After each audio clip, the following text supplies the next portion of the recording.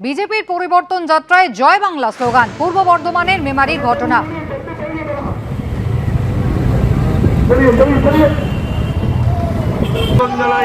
তাদেরকে আমরা এই অভিনন্দনের মধ্য দিয়ে আগামী দিনে বিজেপি সরকার প্রতিষ্ঠিত করুন এই আহ্বান জানাই।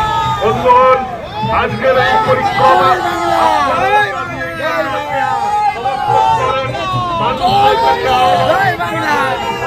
মেমারিতে বিজেপির পরিবর্তন যাত্রা লক্ষ্য করে জয় বাংলা স্লোগান তৃণমূল কংগ্রেসের।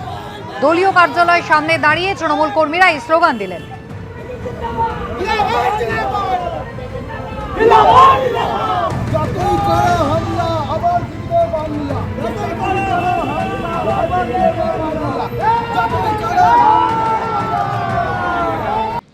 বিজেপির পরিবর্তন যাত্রা শেষে আগামী 14ই মার্চ বিজেপির ব্রিগেড সমাবেশ রয়েছে, যে সমাবেশে প্রধান বক্তা হিসেবে উপস্থিত থাকবেন প্রধানমন্ত্রী নরেন্দ্র মোদী। আর তা নিয়েই লালবাজারে পুলিশের কর্তাদের সঙ্গে আজ বৈঠক করল রাজ্য বিজেপির নেতৃত্ব।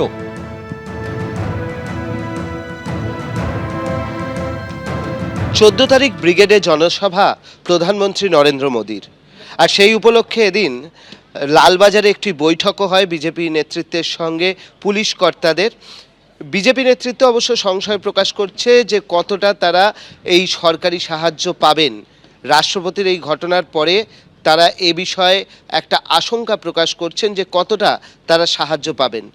তবে এই মুহূর্তে আমরা দেখতে পাচ্ছি যে ব্রিগেডের মাঠে কিন্তু প্রস্তুতি শুরু হয়ে গিয়েছে, মূল মঞ্চ তৈরি হচ্ছে এবং মূল মঞ্চের সামনে যেখানে হচ্ছে বিজেপির কর্মী সমর্থকরা বসবেন সেই জায়গাটিও কিন্তু ঘিরে ফেলা হচ্ছে। অর্থাৎ বিভিন্ন জায়গায় পরিবর্তন যাত্রা হচ্ছে এবং সেই পরিবর্তন যাত্রাগুলো সবগুলোই আসবে কলকাতায়। কলকাতাতে এই পরিবর্তন যাত্রার একদম শেষ দিনে সেখানে প্রধানমন্ত্রী নরেন্দ্র মোদী তিনি তার বক্তব্য রাখবেন এবং সেই উপলক্ষেই এখানে ব্রিগেডে আমরা দেখতে পাচ্ছি যে প্রস্তুতি হয়ে গিয়েছে। কিন্তু আজকে লালবাজারে যে বৈঠক ছিল সেই বৈঠকের পর বিজেপির যারা নেতৃত্ব রয়েছেন তারা কিন্তু একটা সংশয় প্রকাশ করছেন যে মুখ্যমন্ত্রী রাষ্ট্রপতির প্রতি যে ধরনের আচরণ করেছেন তারপরে প্রধানমন্ত্রীর এই সভার ক্ষেত্রে কতটা সাহায্য পাওয়া যাবে, রাজ্য সরকারের, সেই নিয়ে একটা সংশয় তারা প্রকাশ করেছেন। তবে এই সংশয়ের মাঝখানে, এই চাপানুতরের মাঝখানে আমরা দেখতে পাচ্ছি যে ব্রিগেডের মাঠে কিন্তু এই পরিবর্তন যাত্রার শেষে প্রধানমন্ত্রী এসে যে বক্তব্য রাখবেন তার কিন্তু প্রস্তুতি শুরু হয়ে গিয়েছে। ক্যামেরায় দীপ্ত চক্রবর্তীর সঙ্গে অর্ণব মুখোপাধ্যায়, এবিপি আনন্দ, কলকাতা। মেট্রো চ্যানেলে ধর্ণা মঞ্চ থেকে মমতা বন্দ্যোপাধ্যায় বিভিন্ন ইস্যুতে সরব হয়েছেন। গতকাল তিনি কি বললেন? আমরা আছি বলে না আপনারা সবাই ভালো আছেন, আর যদি আমরা না থাকি তখন 1 সেকেন্ড লাগবে। একটা কমিউনিটি নিজেরা যখন জোট বাঁধে না, ঘিরে ফেললে 1 সেকেন্ডে দেবে একদম 12টা বাজিয়ে। কি বললেন মমতা বন্দ্যোপাধ্যায় গতকাল? দেখুন পাল্টা কি বলেছেন বিরোধী দল নেতা, পরপর দেখাবো। आप क्यों बोलते हैं कि हम मुस्लिम लोगों को लेके आया? अगर कोई लेके आया तो आजादी का टाइम में गांधी जी को क्वेश्चन कीजिए, नेहरू जी के क्वेश्चन कीजिए, राजेंद्र प्रसाद को क्वेश्चन कीजिए, अंबेडकर को क्वेश्चन कीजिए। आप तो तब जन्म ही नहीं लिया था।